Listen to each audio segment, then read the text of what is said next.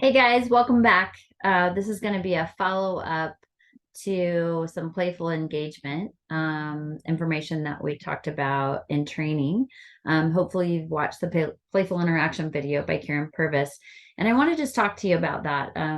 For as much as we can talk about trauma and the effects on the brain, I also want to just give you a little bit of a warning that, um, you know, we it's so important for us to be trauma informed and be aware of what's going on in these little campers' brains and how their bodies work in response to that.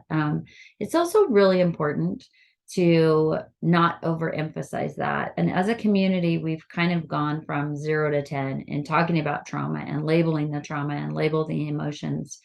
One of the things we talked about in training is that we try to give these kids, um, on a scale from 0 to 10, how big is that for you? So, what would a 10 look like in your life? Like when everything's just awful and horrible, what would that have looked like? Or what event occurred that, that you felt like it was a 10?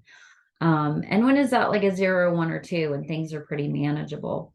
What we're finding now is that kids are just blowing up against a 10, over the slightest things. And since the pandemic, as are we as humans. So, as the grown-ups, right?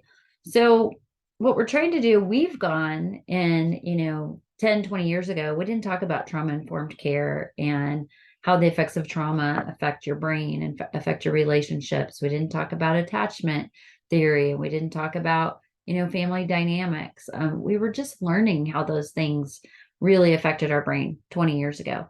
And in the last few years, we've all become so trauma informed that we just talk about it too much. And, we have 7-year-old girls who are talking about toxic relationships and that they have anxiety and, suicidal ideation. I mean, they're using these words at 7, 8, 9, and 10.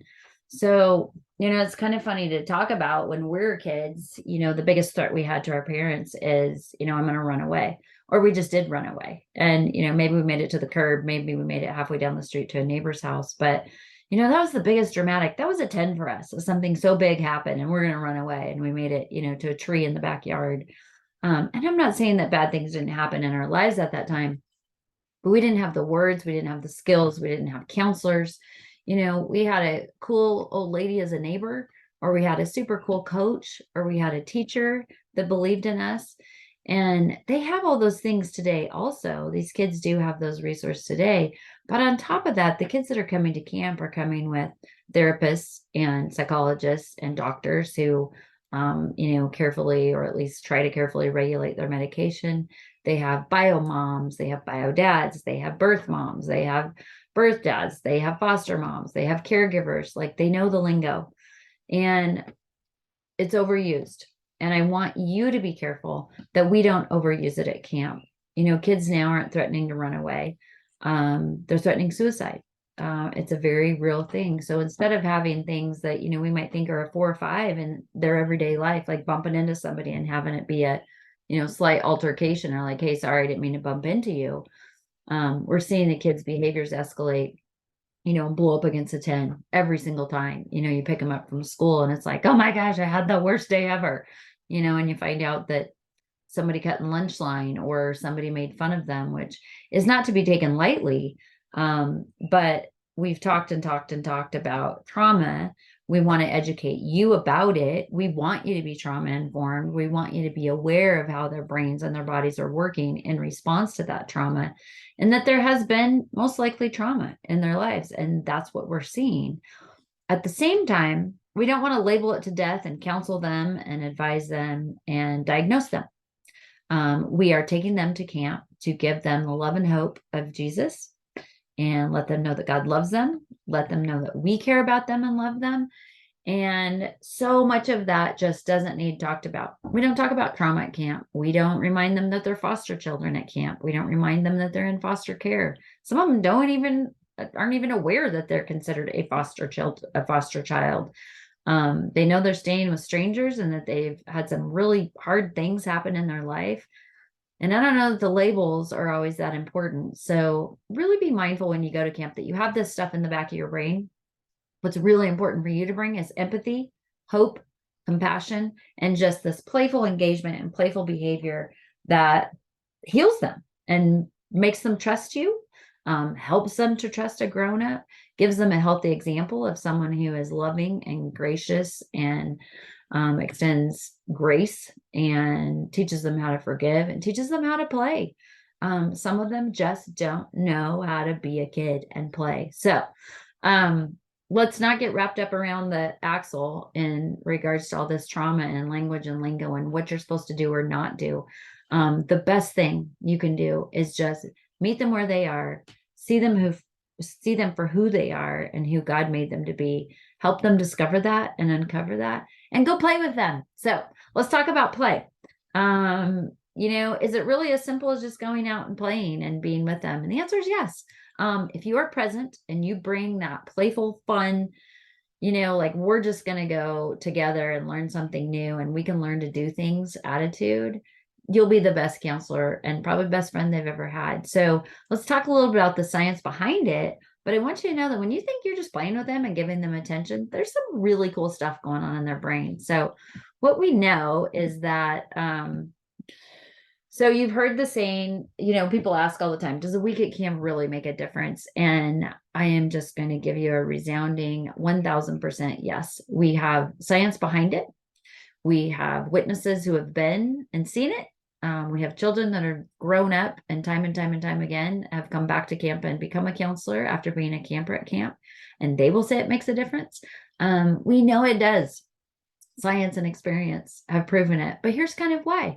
So we've learned, you guys have all heard the expression that 10,000 hours, it takes 10,000 hours to become an expert at something, right? So whether you're golfing or playing an instrument or, neurologists have made this claim, and there's a lot of truth to it, that it takes 10,000 hours to technically become an expert at something where it becomes habit and you've learned a new muscle memory and it becomes a part of you. I'm going to argue that golf is the one sport that takes way more than 10,000 hours. I think I've played it my whole life and I'm still horrible. So I think golf is the only exception to that 10,000 hours is required to become an expert. I'm going to say it's more like 127,000 hours. So I'm just going to add that little asterisk for you guys. If you're a golfer, you totally understand. However, okay, the cool thing about this, right? Like that's a lot of time. Like that's most of your childhood and, part of your adulthood in learning how to play like a violin or an instrument to become an expert, right? Now, granted, some people have the minds that are built to have that be a little less, but for most people, that's the average to become second nature at something. The cool thing we know and what we're learning is that in play, it takes 25 times to rewire a neuron in your brain, to rewire a pathway in your brain that causes all the great hormones that we love, dopamine, serotonin, all the happy drugs that pump through your brain when you play. And so 25 times playing or making a connection with a new person in a relationship, or learning how to do a new thing, or building a project, or mastering fishing, or mastering the zip line, or just making a connection that involves giggling and laughing and fun, you've wired a new neuron connection in your brain. So true neurogenesis happens at camp. And before we just thought it was fun. And then it was, made our hearts happy and melty to do this for kids, but we're actually healing their little brains. And as a side note, healing yours. So the whole week you're playing with these kiddos and being fun and gracious and happy, you're also healing yours and creating new neurons in your brain. So some of our brains are a little more hardwired and less plastic, have less plasticity than some of these campers. But you are learning and you are healing your own trauma and your own stuff in your brain and in your life and in your hearts. So, and you do that by these three things: being present. Number one, just showing up. And I'm talking about physically showing up. A lot of these kids have not had a grown up show up for them. And that means attending camp, showing up, knowing their name, making them a poster, and just saying, hi, good morning. How's your day going? Let's go play today. Like just being there is a huge thing. And then I mean, obviously, physically and emotionally and spiritually showing up as well. So you physically shown up and now you bring your heart and your soul into this and you get on their level and you see them for who they are. You believe in them. You help encourage them that they can learn new things and do things and figure things out and that you're going to help them. And it's huge. So being present with them at camp for a week makes a gigantic difference in their lives. Rescuing versus learning. So the perfect example of this is, the typical helicopter parent who, the kid's having a meltdown and can't figure out how to put this science project together. So the parent builds it for them. And the child shows up at school and he's got a great science project and he's proud of it. And the teacher gives him an A. But the child really learned nothing. By having a struggle, the parent rescued them and did it for them. Instead of saying, hey, buddy, it may not be the best bun. Let's figure this out together. We don't care if it slides off the plate, if it actually erupts, but like making it theirs. And so at camp, what that looks like is not doing it for them, not answering a question with a definitive answer for them, not saying, you're right, you can't do that. Let's go something else. That's helping them learn like, hey, this is really hard. I know you're getting really frustrated. Let me help you through it. What if I hold this part and you do this part? And then we'll switch and then you'll be able to do the whole thing. Reminding them that, you too at one point couldn't do stuff. You still can't do stuff. But then you remind yourself like, hey, I can do things. I can figure this out. And so can you. You can do things. You're 8 years old. You're 10 years old. You're 7 years old. Like, you can do things. I know you can do things. Tell me something at home that was hard and then you figured out how to do it. So it's giving them the option to figure it out. It doesn't have to be the best one. It doesn't even have to work or look like what they wanted it to, but letting them do it and being with them instead of doing it for them. And then really just learning the difference between empathy and sympathy.